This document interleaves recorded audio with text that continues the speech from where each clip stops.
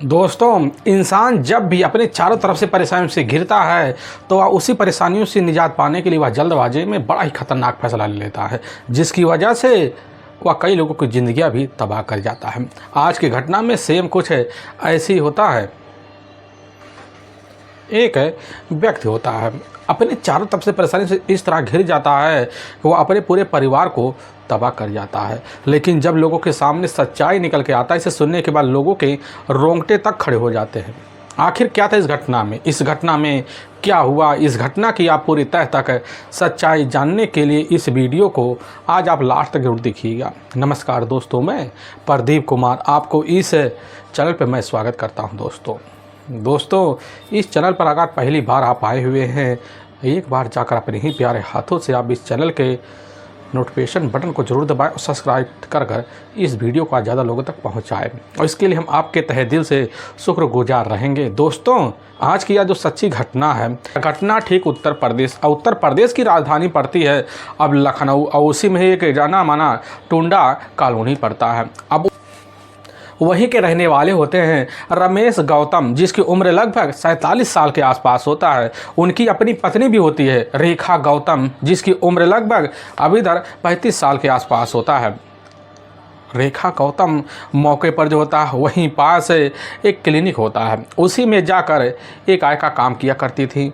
और इधर रमेश गौतम जो होते हैं वहीं ऑटो मैकेनिक का एक जाना माना दुकान होता है, उसी में जाकर वह ड्यूटी किया करते थे। अब सुबह निकलते शाम को ही इधर रेखा गौतम और रमेश गौतम वापस लौट पाते थे। उनकी अपनी बेटी भी होती है एक रीतु गौतम, जो मौके पर उनके घर में अपनी एक लाडली बेटी होती है। लेकिन इधर परिवार में दोनों को मेहनताना की वजह से किसी चीज़ की कोई कमी नहीं होता है। लेकिन तभी मैं बात कर रहा हूँ ठीक इधर 16 अक्टूबर को ही।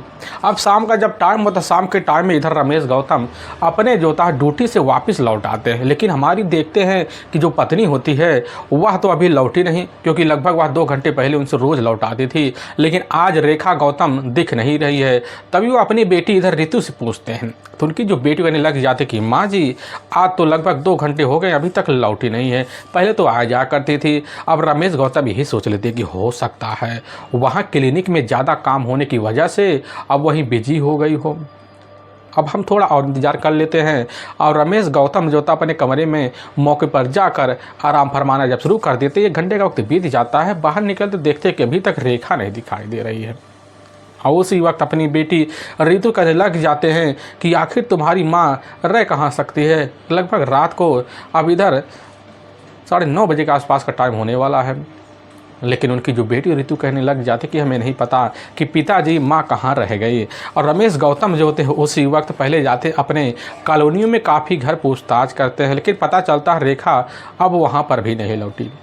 और जब इधर पूरी रात बीतने को हो जाता है तो पता चलता कि रेखा का उस इलाके में कहीं अता पता नहीं चला। और रमेश गौतम सुबह के टाइम में जो होता है उसी वक्त अब क्लिनिक पहुंच जाते हैं। और लेकिन वहाँ क्लिनिक वाले के कुछ कर्मचारी होते हैं, मुझसे जब पूछताछ करते हैं रमेश, तो उन्हीं के द्वारा पता चल जाता है कि रेखा सुबह तो कल ड्यूटी पर आई थी, लेकिन अपने टाइम पर यहाँ से छुट्टी लेकर निकल गई थी।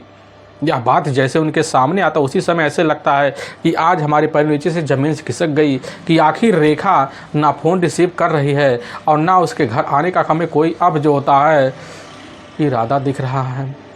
रेखा के अब वहाँ पर इस तरह के मामले को लेने के बाद उसी वक्त काफ़ी आशंका में पड़ जाते हैं। रमेश गौतम वहाँ काफ़ी कर्मचारियों से पूछताछ करते, क्योंकि काफ़ी कर्मचारियों के साथ रमेश का अपना एक पुराना व्यवहार भी होता है। लेकिन जब उनसे पूछताछ करते हैं तो उन्हीं कर्मचारियों के द्वारा इधर रमेश के सामने एक बात निकल के आ जाती है। तो पता चलता कि जो किसना नगर है उसी इलाके का रहने वाला दीपू है, और दीपू के साथ जो होता है रेखा का काफ़ी दिनों से पैसे का लेन देन होता है, और उसी के साथ जो होता कई बार झगड़े तकरार हुए हैं। तो वह कर्मचारी यही कहता कि हो सकता है किसना नगर में दीपू के पास गई हो। यह बात सुनने के बाद रमेश गौतम जो होते हैं उसी वक्त सरस रह जाते हैं, और दोपहर के टाइम में जो होता है उसी वक्त अपने नज़दीकी थाना इधर पहुंच जाते हैं। पहुंचने के बाद पुलिस के सामने जब पहुंचते अपनी पत्नी के बारे में सारी आप बीती बात बता देते हैं। और तुरंत जो होता है रेखा गौतम का गुमशुदा का जो मुकदमा होता है इधर पारे थाने में दर्ज कर दिया जाता है। वहाँ के थाना प्रभारी उसी वक्त जब एक्शन में आते हैं तो इसकी जो सूचना होता है बड़े अधिकारी एसआई संतोष कुमार को दे देते हैं और तुरंत इस केस को पुलिस की जो टीम होती है अपने हिसाब से जांच पड़ताल करना शुरू कर देती है। अब लेकिन जैसे ही दूसरे दिन यानी कि वही 17 अक्टूबर का दोपहर का आसपास का वही टाइम निकलने वाला ही होता है, यानी कि वही लगभग 2 बजे के आसपास टाइम हो जाता है और तभी जो होता है एक सूचना मिलता है उसी थाने के जो एसआई अधिकारी संतोष कुमार होते हैं। उन्हें पता चलता कि अपने थाने से लगभग इधर 25 किलोमीटर दूर जो सरोजनी नगर है उसी थाने के अंतर्गत जो होता है एक कलियाखेड़ा गांव पड़ता है। उसी गांव में एक वन विभाग की ज़मीन भी है और उसी ज़मीन में काफ़ी जंगलें हैं। तो उसी जंगल में एक महिला की डेड बॉडी जो होता है पूरी तरह से उनसे लापता अवस्था में पुलिस को बरामद हुई है और बॉडी पुलिस की टीम जो शिनाख्त ना कर पाने की वजह से ले जाकर पोस्ट हाउस में रखी हुई है। अब इस तरह की जानकारी जब ऐसे संतोष कुमार पाते हैं तो उनके मन में वही तुरंत बात घूम के आ जाती है कि अभी जो होता है ठीक है काफ़ी घंटे पहले जो होता है इधर रमेश गौतम नाम का एक व्यक्ति आया था, उसकी अपनी पत्नी रेखा गौतम भी वह कल से ही लापता है। हो सकता है रेखा गौतम हो, इसीलिए पुलिस की जो टीम होती है सबसे पहले इसकी जानकारी रमेश गौतम को दे देती शंका के बिना पर। और रमेश गौतम जैसी खबर पाते अपनी बच्ची रितु को अपने साथ लेते हैं और ठीक जो था उस इलाके के राजकीय जो सरकारी अस्पताल होता है उसी मोर्चरी में जब पहुंच जाते हैं मौके पर अधिकारी संतोष कुमार भी साथ होते हैं और रमेश गौतम अपने साथ लेते हैं। हम मोर्चरी के गेट पर पहुँचते हैं, डेड बॉडी एक बाहर निकलती, उस डेड बॉडी के जैसे करीब रमेश पहुँचते देखते वहाँ तो हमारी अपनी पत्नी रेखा गौतम है और वहीं दहाड़े मारकर चीख चिल्लाना शुरू कर देते हैं। पुलिस की जो टीम होती है अभी तक कैसे ना तैसे कर रितु और रमेश गौतम को समझाती बुझाती जिज्ञासा दिलाती है, कहने लग जाती है कि रमेश आखिर तुम्हारी किसी के साथ क्या दुश्मनी था, आखिर तुम्हारी पत्नी का किसी के साथ कोई दुश्मनी हो सकता है या तुम्हारे परिवार वालों का किसी के साथ कोई पहले लड़ाई झगड़े हुए हैं, तुरंत हमें इस शंका के बिना पर पूरी जानकारी दो। लेकिन रमेश कहने लग जाता कि साहब हमारा किसी से कोई झगड़े तकरार नहीं था, हमारी जो पत्नी होती रेखा बल्कि लोगों की भलाई करने के लिए हर वक्त साहब उनके साथ खड़ी रहती थी, आखिर उसका कौन हितैषी या विरोधी हो सकता है। अब पुलिस के सामने अब जिस तरह का मामला आता पुलिस की जो टीम होती है उसी वक्त थाना प्रभारी प्रेमचंद सिंह से राय मशवरा लेती है और रमेश से पूछताछ करने पुलिस की टीम अज्ञात हत्या के विरुद्ध धारा 302 और 201 के तहत मुकदमा दर्ज कर लेती है। लेकिन इधर रमेश पुलिस के सामने ही कहने लग जाते हैं कि साहब हमारी जो पत्नी होती है मौके पर दीपू नाम का एक जाना माना युवक है जो किसड़ा नगर का रहने वाला है, उसके साथ पैसों का कुछ लेन देन तो है। और पुलिस की जो टीम होती है जाती है, दीपू के जब घर पहुंचती दीपू घर पे मिल जाता है और पुलिस की जो टीम होती है दीपू को लेकर इधर थाने पहुंच जाती है। लेकिन दीपू से जब पूछताछ करने लगी जाती कि साहब हमारे इतने झगड़े तकरार नहीं होते थे और हमारे इतने पैसे थे नहीं कि हम जो होता है इधर रेखा के जान के प्यासे हो जाए।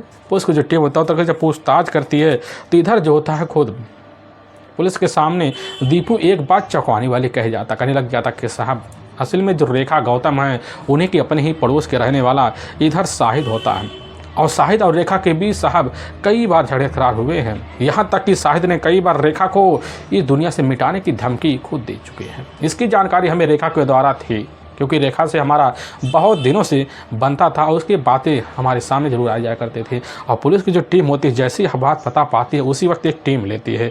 अब इधर रेखा के पड़ोसी शहीद के जब घर पहुंचती है तो पता चलता है कि अब जो होता है शहीद के घर ताला लगा हुआ है और पुलिस का जो शंका होता है और बढ़ जाता, बढ़ने के बाद पुलिस की जो टीम होती है उसी वक्त शहीद और इधर रेखा के मोबाइल नंबर ले लेती है, दीपू के द्वारा ली पड़ती है और जब ले लेती है तो दीपू के द्वारा पता चलता है शाहिद और दूसरी तरफ जो होता है रेखा के मोबाइल नंबर के द्वारा कई बार बात हुए होते हैं। और इधर 16 अक्टूबर को भी शाम के टाइम खुद जो होता है शहीद के द्वारा रेखा के मोबाइल पर कॉल किया गया होता है। लेकिन शहीद के द्वारा ही पता चलता है कि रेखा के जो मोबाइल का जो लोकेशन होता है शहीद के मोबाइल के साथ ही होता है और पुलिस का जो शंका होता है सीधा का सीधा जाकर अब शहीद के ऊपर टिक जाता है। इसलिए पुलिस की जो टीम होती है शहीद की तलाशी करने के लिए अब उसके इर्द गिर्द मुखबिरें लगा देती है और मोबाइल नंबर को उसी वक्त सर्विलांस के मदद पर डाल दिया जाता है और पुलिस की टीम काफ़ी कोशिश करती है। लेकिन जैसे ही अब दूसरे दिन का वही शाम का टाइम होता है तो उसी वक्त पता चलता है कि शहीद इस समय जो शहीद पथ है वही एक तिराहा है, उसी तिराहे पर मौके पर खड़ा हुआ है और पुलिस की जो टीम होती है मुखबिरों के इशारे पर वहाँ पहुँचती है और वही शहीद अपने ही कस्टडी में अब इधर जब लेती है लेकर थाने पहुंच जाती है। और लेकिन शहीद से जब पूछताछ किया रेखा के हत्या के बारे में तो पहले तो पुलिस के सामने बरगलानी बात करता है, लेकिन जब उसके सामने CDR डिटेल निकाल के रखा जाता है तो बिना किसी हीला हवाली के इधर रेखा गौतम की हत्या का जुर्म अब कबूल कर लेता है। लेकिन जो सच्चाई सबके सामने रखता है, इसे सुनने के बाद लोग हैरान और परेशान भी हो जाते हैं। असल में उत्तर प्रदेश का एक जाना माना जिला पड़ता है, अब गोंडा उसी का ही एक जाना माना करलगंज इधर थाना पड़ता है, उसी के अंतर्गत एक बाबू दास या पुरवा गांव पड़ता है।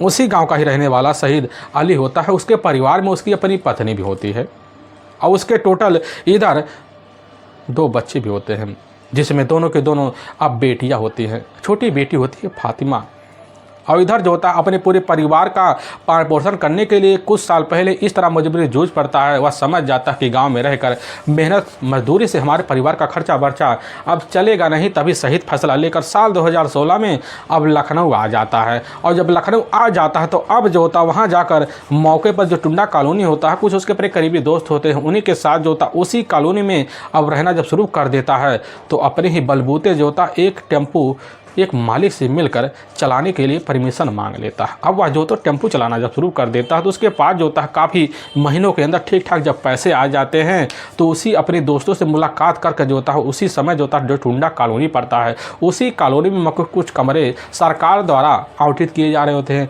और उसी वक्त जो होता है ऑडिट के द्वारा इधर जाकर एक कमरा शाहिद को मिल जाता है। और जब शाहिद अली पाता है तो इधर अपनी पत्नी मेहरुन्निसा, जिसका काल्पनिक नाम होता है, और अपने दोनों बेटियों को अपने पास बुला लेता है। फिर जो होता है अब इधर अपने खूबसूरत ज़िंदगी बिताना शुरू कर देता है। लेकिन बीतते बीतते जो होता है उसके पारिवारिक जो खर्चा होता है उसके जब सर पे आ जाता है तो जी तोड़ मेहनत भी करने लग जाता है। लेकिन वह सोच लेता है कि दूसरे टेम्पो चलाने से हमें क्या फ़ायदा है, इससे बढ़िया हमें अपना टेम्पो अगर ले लेते हैं तो आमदनी हमें तौर तरीके से मिलती और पारिवारिक खर्चा बेहतर तरीके से चल पाता है और बच्चों का दाखिला हम बढ़िया से कन्वेंट स्कूल में करा देते। यही सब सोच साच कर जो होता है उसके मन में एक ख्याल आता है।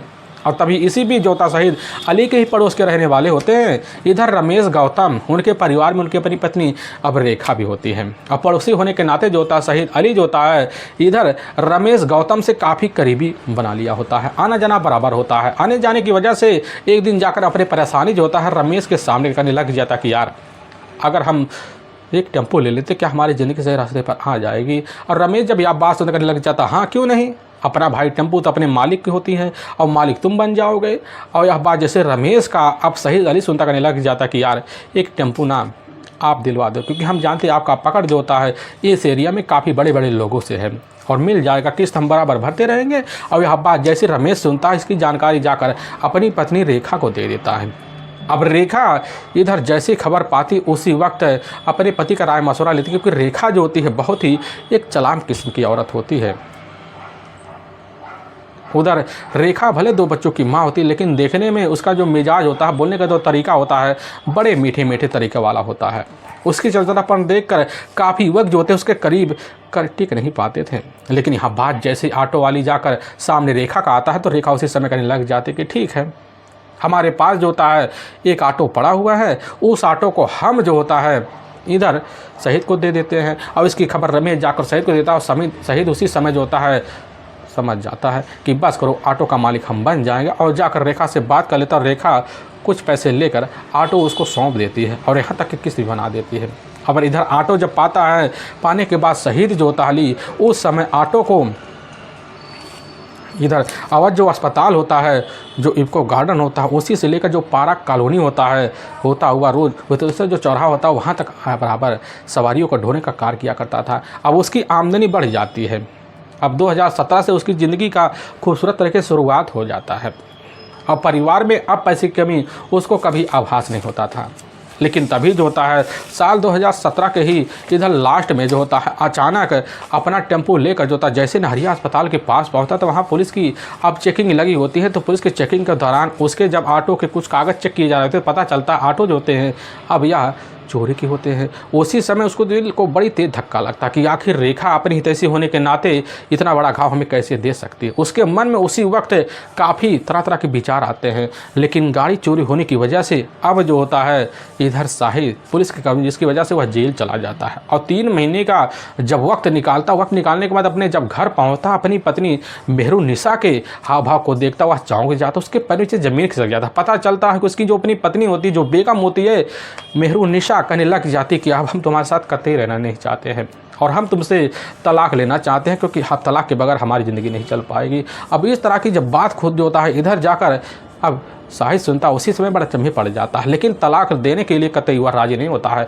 तभी उसके कानों में कुछ उसके अपन हितैषी द्वारा पता चल जाता है कि आखिर जो होता तुम्हारे जाने के बाद रेखा का तुम्हारे घर काफ़ी आना जाना होता है। तुम्हारी जो पत्नी होती है, बेगम होती है मेहरुन्निसा से, उसका काफ़ी उठना बैठना, बाज़ारों में घूमना बराबर चला रहता था। वह समझ जाता कि बस करो, रेखा जैसी चालाक औरत, साथिद औरत जो था हमारी पत्नी की बातों में कोई ना कोई हमारे विरुद्ध भड़काऊ वाली बयान भरी होगी, तभी हमारी पत्नी हमारे विरुद्ध हो चुकी है। और इसी बात को लेकर अपनी पत्नी के पास जाता, समझाता, मेहरुन्निसा देखो, रेखा के बातों में तुम कतई मत आना, क्योंकि वह जो औरत है जब हमारी नहीं हुई और तुम्हारी क्या होगी, बस वह हमारे परिवार को पूरी तरह से बर्बाद करने पर तुली हुई है। लेकिन इधर जब भी कभी पता चलता शाहिद को हमारे घर जो होता, हमारी गैर मौजूदगी में इधर रेखा आई हुई थी, हमारी पत्नी के कानों में कुछ भड़क के गई है, तो वह समझ जाता कि बस करो, परिवार में कलह करवाना शुरू कर रही है। और जैसे ही इस तरह का बात है, अब शाहिद को लगता, शाहिद जो होता उसी वक्त अपनी पत्नी के साथ मिलकर फैसला लेता है और इधर अपनी बड़ी बेटी को अपने साथ लेता है और ठीक गोंडा चला जाता है और वहाँ कुछ दिन रहता है। अब रोड कर इधर जो था अपनी पत्नी अपनी बेटी को लखनऊ आ जाता है और अपनी छोटी बेटी जो फातिमा होती है उसको ले जाकर जो दरोगा खेड़ा पड़ता है, वही उसका अपना खुद का एक बहनोई होता है मुजीबुल्लाह, उसी के बाद ले जाकर अपनी बेटी फातिमा को रख देता है और उस कमरे में अब जो होता अकेला रहना शुरू कर देता है। लेकिन इसी बीच जो होता है उसको एक बात और पता चल जाता है कि हमारी बेटी के साथ मुलाकात जो होता है इधर रेखा का बराबर हो रहा है। उसके मन में जो होता शंका हो जाता है, क्योंकि जब भी पता पाता रेखा से मुलाकात करने के लिए हमारी जो बेटी होती है इधर रेखा के पास आई थी, लेकिन हमारे पास हाल चाल लेने के लिए नहीं आती। वह समझ जाता कि बस करो, रेखा ने भी हमारी बेटी को अपनी बातों में ले लिया है और अपनी बेटी के पास जब जाता कहने लग जाता कि बेटी रेखा से कतई तुम दूरी बना के रखो, नहीं तो जो होता किसी दिन हमारे परिवार के लिए आफत बने, क्योंकि उसी की वजह से तुम्हारी माँ जो होती हमसे दूर हो पड़ी है और हमारे परिवार में ये पूरी तरह से जो खतरे का जो कारण बना सिर्फ उसी के कारण बना। लेकिन फातिमा ठहरी ना जाने क्यों इधर आए दिन जो होता रेखा से मुलाकात करने के लिए बराबर पागल से दिखाना पड़ जाती है। और जब रेखा मौका पाती तो फातिमा से मुलाकात करने के लिए दरोगा खेड़ा पहुंच जाती। पहुंचने के बाद जो होता फातिमा के अपने ही मौसा के घर में मौके पर उसके साथ टाइम स्पेंड करती। अब इधर जो होता धीरे धीरे वक्त बीतने लग जाता। वक्त बीतने के बाद जो होता है इधर रेखा के जो चाल और स्वभाव जो होते हैं पूरी तरह से बदल जाते हैं। और तभी साल 2018 वही जून का जब महीना होता है, उसी वक्त जो होता है बाबू दोस्त जो भरपुरवा पड़ता है, उसका जो अपना पैतृक निवास होता है, उसी निवास से वह मौके पर पता पा जाता है कि आखिर जो होती है हमारी जो अपनी बेटी होती फातिमा वह लापता है। उसी समय हैरान और परेशान हो जाता है और इतना परेशान हो जाता, परेशान होने के बाद जो होता है इधर अपनी बेटी की तलाशी करता है, लेकिन कहीं पर फातिमा का पता नहीं चलता है। और उसके मन में बस यही शंका बैठ जाता कि बस करो, हमारी बेटी को गायब करने में और किसी का हाथ नहीं है बल्कि खुद रेखा गौतम का हाथ है, क्योंकि रेखा गौतम की वजह से हमारी जो बच्ची हमसे दूर हुई, हमारी जो पत्नी होती मेहरुन्निसा भी हमारे खिलाफ होकर तलाक तक के सौदा पैदा कर दी। अब इस तरह के मन में पैतृक जो होता है तौर तरीका भला आने की वजह से उसी वक्त राशिद बड़ा ही खतरनाक फैसला ले लेता है। सोच लेता है कि रेखा की वजह से अगर हमारी परिवार बर्बाद हो रही आगे होगी तो हम राख्या को अब जो होता कैसे न तैसे कर बहुत ही तौर तरीके वाला सबक सिखाएंगे। और इसी बीच राशिद बहुत ही खतरनाक प्लान बनाता है। अपने प्लान के तहत जो होता है अब इधर फातिमा से अब दोस्ती बना लेता है, क्योंकि फातिमा जो होती है वहीं पास जो नर्सिंग इधर क्लिनिक होता उसी में जाकर आय का काम किया करती थी, और जिसकी वजह से अब इधर रेखा से बड़ी जल्दी इधर जाकर अब राशिद का दोस्ती बन जाता है, क्योंकि राशिद के पास अपना खुद का टेम्पो हो जाता है। उसी से अब रेखा को उसके क्लिनिक छोड़ता और वापस लाकर उसके कमरे पर छोड़ता। और जब कभी भी रेखा फ़ोन करती राशिद के पास, राशिद अपना सारा काम धाम छोड़ छाड़ कर रेखा को आता, टेम्पो बैठा था ले जाकर कामों तक ज़रूर पहुँचा दिया करता, जिसकी वजह से रेखा को अब राशिद के ऊपर बड़ा यकीन होने लग जाता है। और जब कभी भी इधर राशिद फ़ोन कर देता रेखा के पास, रेखा भी अपना काम धाम छोड़ छाड़ कर उसके पास जाती उसके सहायता के लिए। राशिद समझ जाता कि बस करो, रेखा पूरी तरह से हमारे मीठी मीठी इरादों में फंस चुकी है और अपने प्लान को कामयाब करने के लिए तभी उसके मन में वह खतरनाक प्लान आ जाता है। उसी प्लान के तहत अब जो होता है 16 जैसे अक्टूबर साल 2019 का वक्त होता है, तो उसी वक्त जो होता है जैसे ही अब खालिया खेड़ा पहुँचता है, वहीं अपना टेम्पो खड़ा कर देता, वहीं से फ़ोन करता है रेखा, इस समय हम खालिया खेड़ा है और हम जो होता है मौके पर तुम्हें अब ले जाकर तुम्हारे घर पर छोड़ देंगे। क्योंकि रेखा उस समय ड्यूटी पर होती है, लेकिन जैसे ही फ़ोन के द्वारा जाकर रेखा को खबर लगता है, रेखा जो होती है उसी वक्त अब पहुंच जाती खालिया खेड़ा के करीब। नदारत एक चिराहा होता है, नदारतगंज तिराहे के पास पहुंचती है तो वहीं जो होता है ऑटो मौके पर देखकर पहुंच जाती है और राशिद से मुलाकात करती है। और राशिद जो होता है उस गैरेज के मालिक से मुलाकात कर उसका अपना बाइक ले लेता है और लेने के बाद इधर जो होता है उसी बाइक पर जाकर रेखा को बैठा लेता है और बाइक चलाते चलाते जो होता है बड़ी जल्दी कालिया खेड़ा गांव के करीब पहुंच जाता है। और रास्ता जब सुनसान देखता है तो कहने लग जाता है कि रेखा रुको, हमें लग रहा है लदू शंका लगा हुआ। रेखा वहीं खड़ी हो जाती है, बाइक से उतर कर पीछे जैसे होता है तो डिग्गी में से एक तेज धार वजन वाला एक बांका होता है, निकालता, उसी से रेखा का सुनसान जगह देकर बड़े बेरहम तरीके से हत्या कर देता है। और फिर वहाँ से बाइक लेकर अब जो होता निकलने की कोशिश कर, उसके ध्यान आता है कहीं रेखा का कोई शिनाख्त ना कर दे और तभी रेखा के बॉडी को घसीटते हुए वहाँ से लगभग कुछ दूर ले जाता है और रेखा के चेहरे को बड़ी बुरी तरह से वहाँ ख़राब करने देता है। और फिर सोच लेता है रेखा का शिनाख्त अब पुलिस तक कभी कतई कर नहीं पाएगी और वहाँ से बाइक लेकर फरार होता है। लेकिन वाकई में दोस्तों जब थाने मौजूद खुल जाकर शाहिद अली सच्चाई रहता सुनने के बाद लोगों के कलेजे पूरी तरह से थर्रा से जाते हैं। पुलिस की जो टीम होती है शाहिद अली की ये गलती की वजह से पूरे परिवार के जिंदगी को तबाह होते देखती है। और लेकिन इधर शाहिद को पुलिस की टीम ले जाती है, वहाँ के कोर्ट में पेश कर देती है। कोर्ट में शाहिद के ऊपर काफ़ी गंभीर धारा में मुकदमा दर्ज करके ले जाकर हमेशा हमेशा के लिए जेल सलाखों के पीछे डाल देती है। दोस्तों हमें इस घटना का सुनाने का जो उद्देश्य है किसी के दिल को ठेस पहुँचाना नहीं है, बल्कि आपको यह बताना कि आप जहाँ भी रहें आप सावधान और सतर्क जरूर रहें। दोस्तों फिर मिलेंगे एक नई कहानी के साथ, तब तक के लिए जय हिंद और जय भारत।